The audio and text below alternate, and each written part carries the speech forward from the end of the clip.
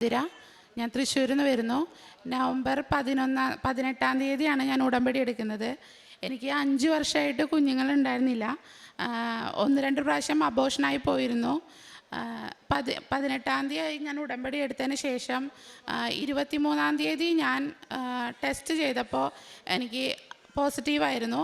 അപ്പോൾ ഈ ടെസ്റ്റ് ചെയ്യാനായിട്ട് മുന്നേ ഞങ്ങൾ പുറത്തായിരുന്നു, ഒമാനിലായിരുന്നു, ഹസ്ബൻഡ് കൂടെയായിരുന്നു. അപ്പോൾ അവിടെ ഞങ്ങൾ ഡോക്ടറെ കാണിച്ചിരുന്നു. 2 മാസം മരുന്ന് കഴിച്ച് നോക്കി, അപ്പോഴും പോസിറ്റീവ് ആവണില്ല.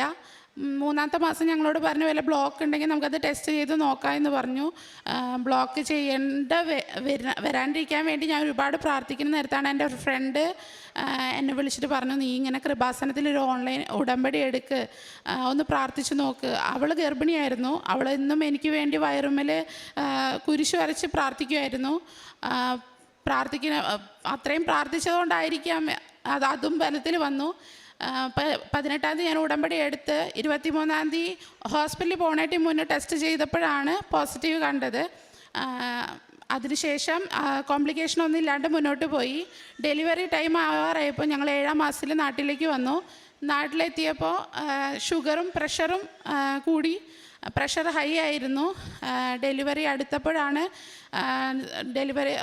ലേബർ റൂമിലേക്ക് കയറ്റിയപ്പോൾ നോർമൽ ഡെലിവറിക്ക് ട്രൈ ചെയ്തുകൊണ്ടിരിക്കുന്ന നേരത്ത് കുട്ടി തിരിഞ്ഞു വന്നില്ല. അത്രയ്ക്കും ഞാൻ പ്രാർത്ഥിച്ചിട്ട് എന്താണ് എനിക്ക് ഇങ്ങനൊരു എനിക്ക് നോർമൽ ഡെലിവറിക്ക് എന്താ വരാത്തതെന്ന് ഞാൻ ചിന്തിച്ച് കരഞ്ഞിരിക്കുന്ന നേരത്തെ എന്നോട് പറഞ്ഞു, സിസേറിയന് കയറ്റാൻ പോവാതിരേന്ന് പറഞ്ഞു. സിസേറിയനെ കയറ്റണ നേരത്തെ ഞാൻ പറഞ്ഞു, ദൈവമേ ഇത്രയും കഷ്ടപ്പെട്ട് ഞാൻ പ്രാർത്ഥിച്ചിട്ടും എൻ്റെ പ്രാർത്ഥന നീ കേട്ടില്ലല്ലോ എന്ന് പ്രാർത്ഥിച്ചു. ഞാൻ സിസേറിയൻ റൂമിലേക്ക് കയറിയപ്പോൾ ഞാൻ സൈഡോഷൻ തന്നിട്ടും ഞാനിങ്ങനെ ഡോക്ടർമാർ പറഞ്ഞത് കേട്ടുകൊണ്ടിരിക്കുകയാണ്. ഡോക്ടർ പറയുന്നുണ്ട് ഹൈ പ്രഷറാണ്, ഹൈ ഷുഗറാണ് ഈ കുട്ടിക്കെന്ന് ഡോക്ടർമാരോട് പറയണത് ഞാൻ കേൾക്കുന്നുണ്ട്. അപ്പോൾ ഞാൻ ആലോചിച്ചു, എന്തെങ്കിലും ആവട്ടെ, എനിക്ക് എൻ്റെ കുട്ടീനെ നല്ല രീതിയിൽ കിട്ടിയാൽ മതി, ആയുസ്സും ആരോഗ്യമുള്ളൊരു കുഞ്ഞിനെങ്കിൽ തന്നാൽ മതി എന്ന് ദൈവത്തിനോട് ഞാൻ പ്രാർത്ഥിച്ച് കിടക്കുമ്പോൾ അവർ പറയാം, കുട്ടി ആൺകുട്ടിയാണ്, 4 കിലോ 400 ഗ്രാം ഉണ്ടായിരുന്നു. ആ കുട്ടീനെ ഞാൻ ആലോചിച്ചു, എൻ്റെ ദൈവം എന്നെ രക്ഷപ്പെടുത്തിയതാണ്. 400 കുട്ടീനെ ഞാൻ എങ്ങനെ പ്രസവിക്കുമായിരുന്നു. അപ്പോൾ അവിടെ തന്നെ ദൈവം കാത്തതാണെന്ന് പിന്നീടാണ് എനിക്ക് മനസ്സിലായത്.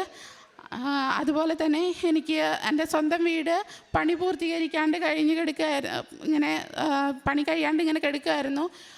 അപ്പോൾ പൈസയുടെ ചെറിയ പ്രശ്നങ്ങളൊക്കെ ഉണ്ടായിരുന്നു. അപ്പോൾ ഞാൻ ഉടമ്പടിയിൽ അത് വെച്ചിരുന്നു.